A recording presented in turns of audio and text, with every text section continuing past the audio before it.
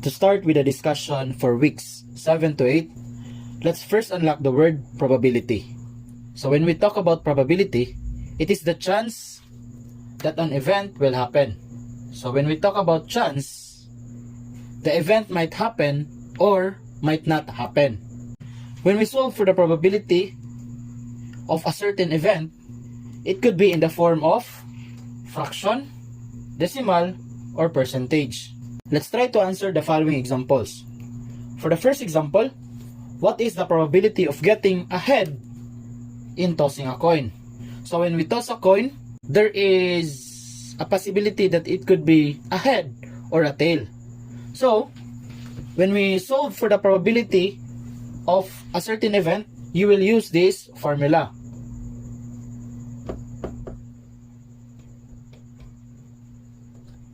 P of x or P probability of an event is equal to x over n.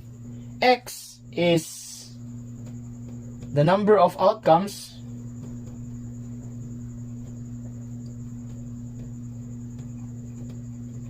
while n is the number of possible outcomes.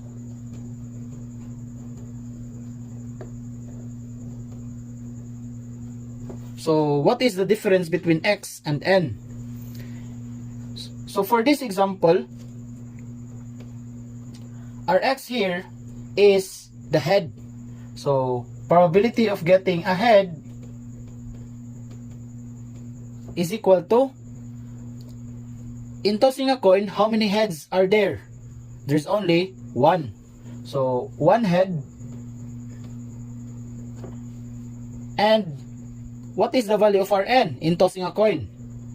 Because it is the number of possible outcomes, then the value of our n is 2. Why is it 2?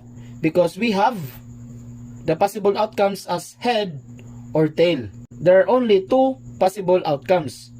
So our n here is 2. So the probability of getting ahead in tossing a coin is 1/2 in fraction. And for decimal, it could be 0.5. If in percentage form, you can have 50%. So how to get 0.5? Just divide 1 with 2. 1 divided by 2 is 0.5. And to make this decimal into a percentage, just move the decimal point going to the right twice. So for example, 0.5, move the decimal point twice going to the right, and then put 0 on the blank, and then change the decimal point to the symbol for percentage. So from 0.5, it becomes 50% by moving the decimal point twice going to the right. For example number 2, what is the probability of getting an even number in rolling a die? So again, let's use the formula. P of x is equal to x over n. We're looking for the even number. So you can write probability of getting an even, probability of even is equal to the number of outcomes. How many even numbers are there in a die? So the faces in a die are the following: 1, 2, 3, 4, 5, 6. Now the even numbers there are just 2, 4, and 6. So we will have 3 as the value. Next, n. N is the number of possible outcomes. So the possible outcomes there are 1, 2, 3, 4, 5, 6. So we have 6 as the value of our n. So that becomes 3 over 6 can be reduced to 1/2, or You can have that one in decimal form or in percentage form. Events can be in this situation or in this situation. If the events are in this situation, wherein the events don't overlap to each other, so they don't have an intersection, then this kind of event are called mutually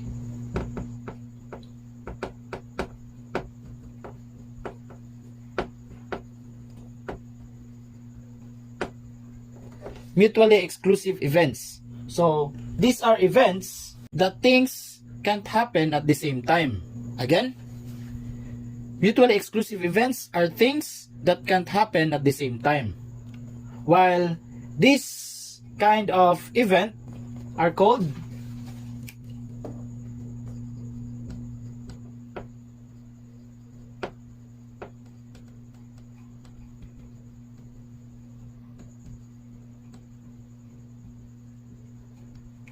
non-mutually exclusive events.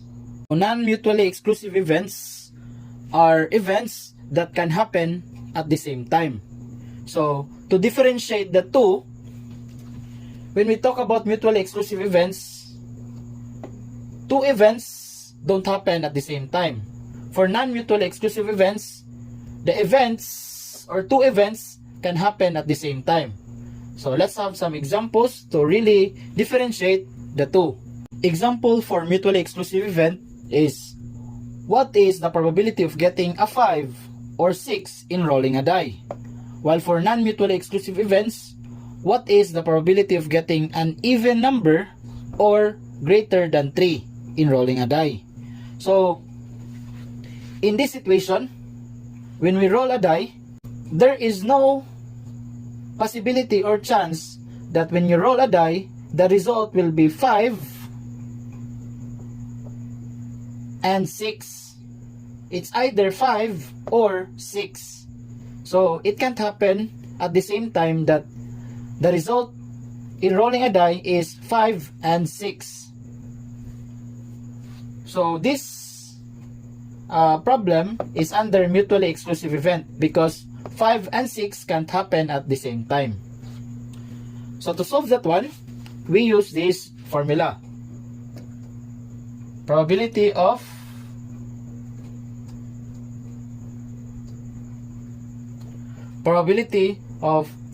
the union of A and B, which is equal to probability of A plus probability of B. So the probability of A, which is the result in getting 5, plus probability of B, which is the probability of 6. 5 union 6 is equal to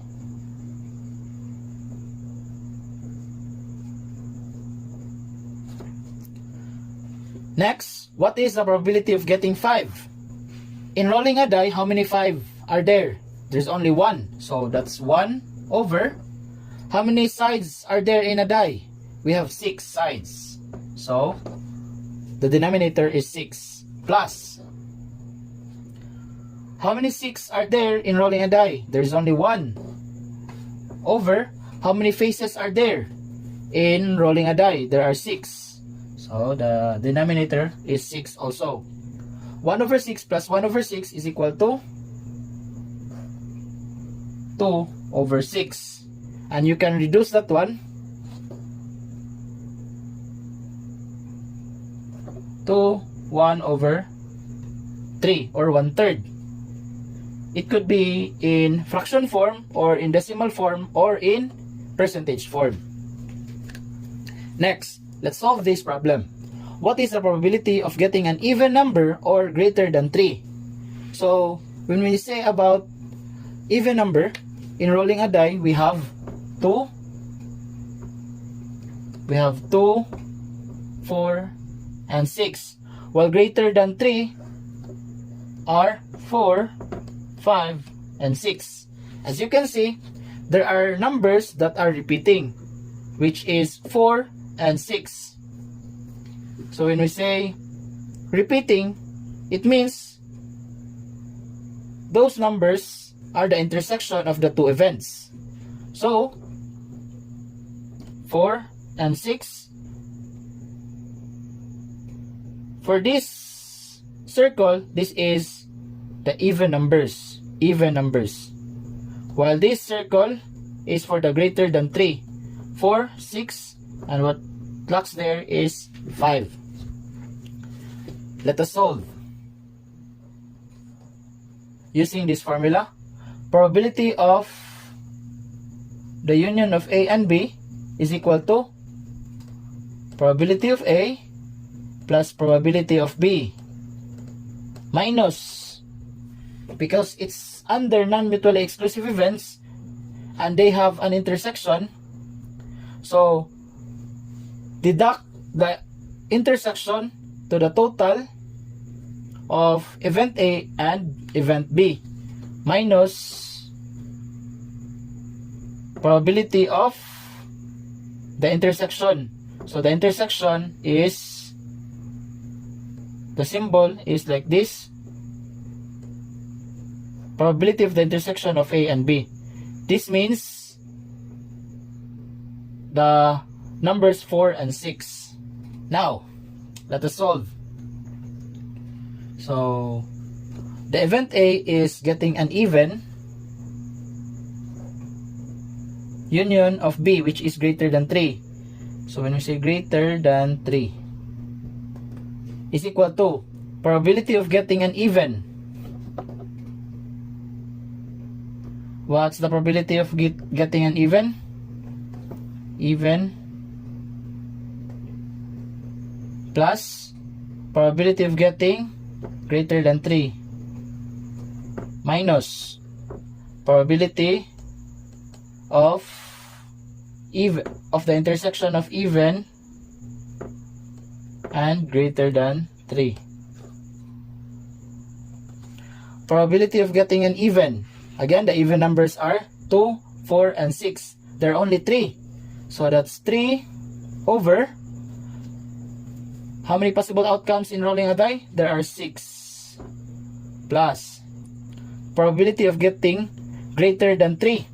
The greater than 3 are 4, 5, and 6. There are also 3 outcomes over possible outcomes, which is 6 minus the probability of the intersection of even and greater than 3.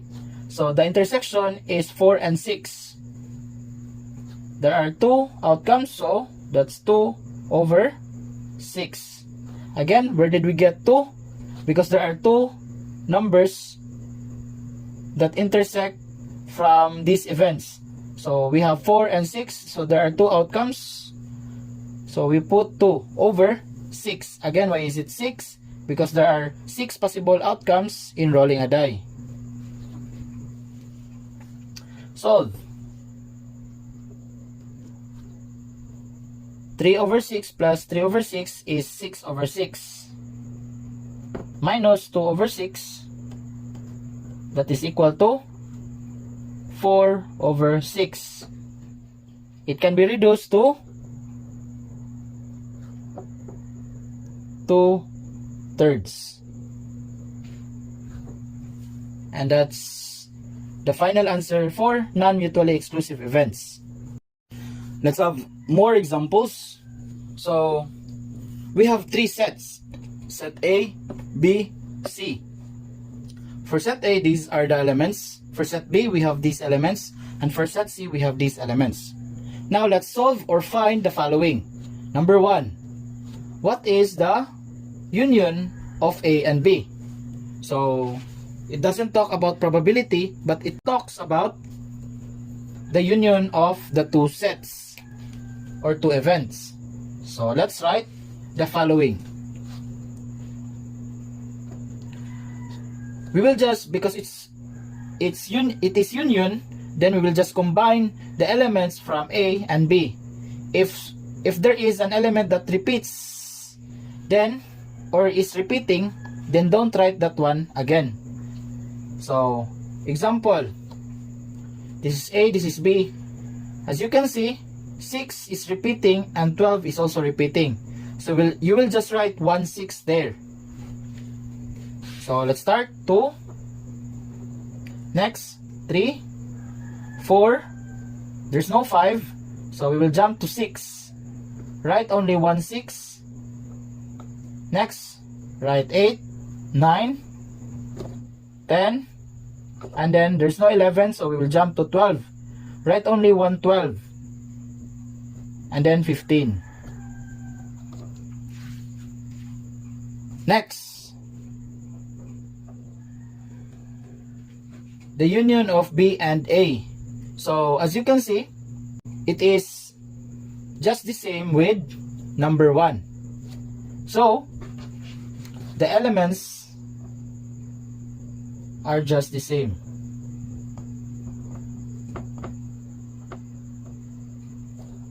Next, number 3, the union of the 3 sets. So you will write all the elements except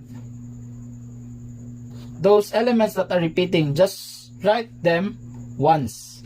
So we have 1, next 2, 3, 4. We have 4 here and we have 4 here. So write only 1, 4. 5, there's no 5. 6, 7, 8, 9. We have 10. Write only 1, 10. 11, there's no 11. Next, 12. We have 12. Write only 1, 12. Next, 13. And there's no 14. So let's jump to 15. And then 16. So let's have another example.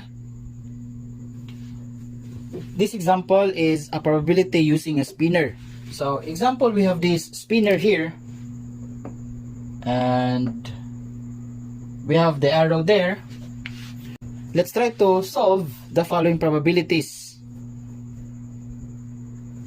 Number 1, probability of getting 1 or 2. So when we say or, it means union. So it's probability of union of 1 and 2. First, probability of 1. Probability of getting 1 is 1 because there's only 1 in the wheel. Over how many possible outcomes? We have 1, 2, 3, 4, 5, 6, 7, 8. Over 8. Plus probability of getting 2. How many 2's are there? There are 2 2's.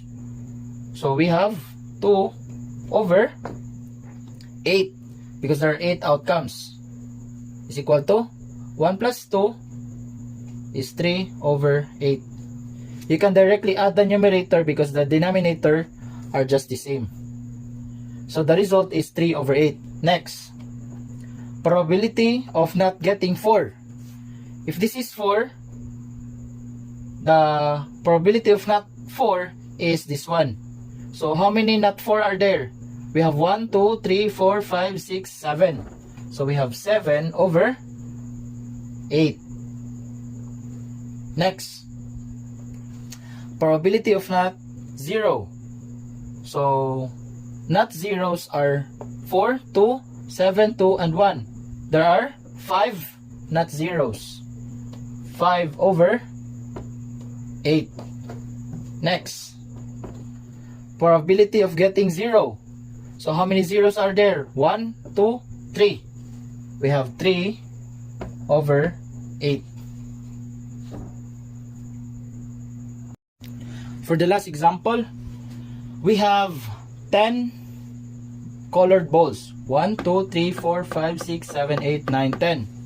These balls are placed inside the box. And the following colors are, this is red, this is orange, this is yellow, green, blue, indigo, violet, blue, red, and then red. Let us solve for the following probabilities. Number 1, what is the probability of getting a red? So, The numerator is the number of reds. We have 1, 2, and 3. There are 3 red balls. Next, the denominator is the number of outcomes or the number of balls in total. We have 10 balls, colored balls. So the final answer is 3/10. Next, for yellow balls, probability of getting yellow. How many yellows are there? We have only 1 yellow ball. So that's 1 over the total number of colored balls. We have 10. The final answer is 1/10. Next, probability of not blue, of getting not blue. So the blues are this one and this one. Because it is not blue, then these blues are not included. So we only have red, orange, yellow, green, indigo, violet, and then this red. So we have 2, 4, 6, 8. 8 over total of balls. And we can reduce that one to the final answer, which is 4/5. How did we reduce that one? 8 and 10 has a common factor, which is 2. So 8 divided by 2 is 4. 10 divided by 2 is 5. Next, for the last number, what color most likely to be picked? So it talks about the most likely to be picked. Because we have reds that are 3 balls compared to the other colors, then the most likely to be picked color is red. That's it for quarter 3. I hope you've learned a lot and see you next quarter. Bye bye.